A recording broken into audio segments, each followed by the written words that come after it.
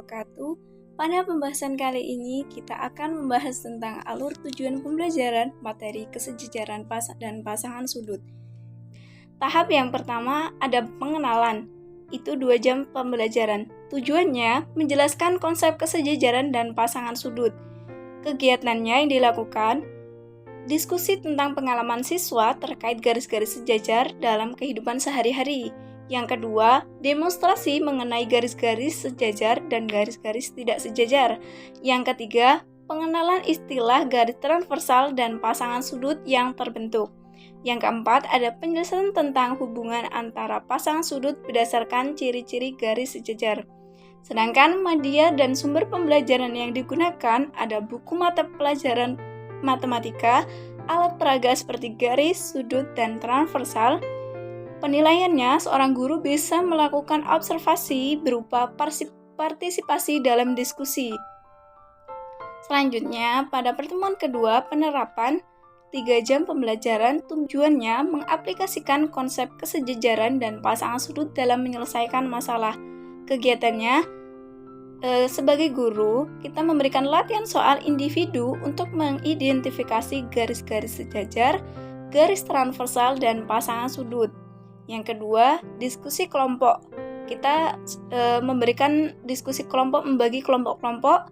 Habis itu diskusi untuk menentukan besar sudut yang belum diketahui dengan memanfaatkan hubungan antara pasangan sudut. Yang ketiga, kegiatan ketiga, penyelesaian soal cerita berkaitan dengan kesejajaran dan pasangan sudut.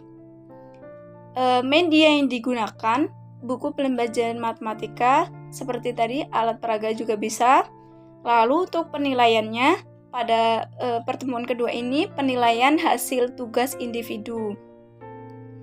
Yang ketiga, penyelidikan 2 jam pembelajaran. Tujuannya membangun pemahaman lebih dalam tentang konsep kesejajaran dan pasangan sudut melalui penyelidikan. Kegiatan yang dilakukan melalui eksperimen sederhana untuk membuktikan hubungan antara pasangan sudut. Yang kedua, menganalisis hasil eksperimen dan menarik kesimpulan. Yang ketiga, menyusun laporan hasil penyelidikan.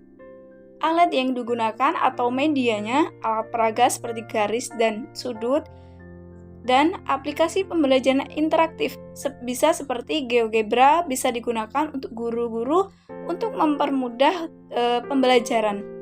Untuk penilaiannya, penilaian hasil laporan penyelidikan.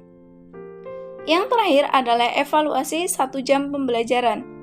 Tujuannya mengevaluasi pemahaman siswa tentang konsep kesejajaran dan pasangan sudut. Kegiatannya, tes tertulis untuk mengukur kemampuan siswa dalam mengidentifikasi, menjelaskan, dan menyelesaikan masalah yang berkaitan dengan kesejajaran dan pasangan sudut. Media yang digunakan bisa berupa buku pembelajaran matematika, dan penilaiannya, penilaian tes tertulis atau kita bisa memberikan soal kepada siswa untuk mengukur tingkat kemampuan siswa, pemahaman siswa, dan lain sebagainya. Oke, baik, terima kasih. Sekian, wassalamualaikum warahmatullahi wabarakatuh.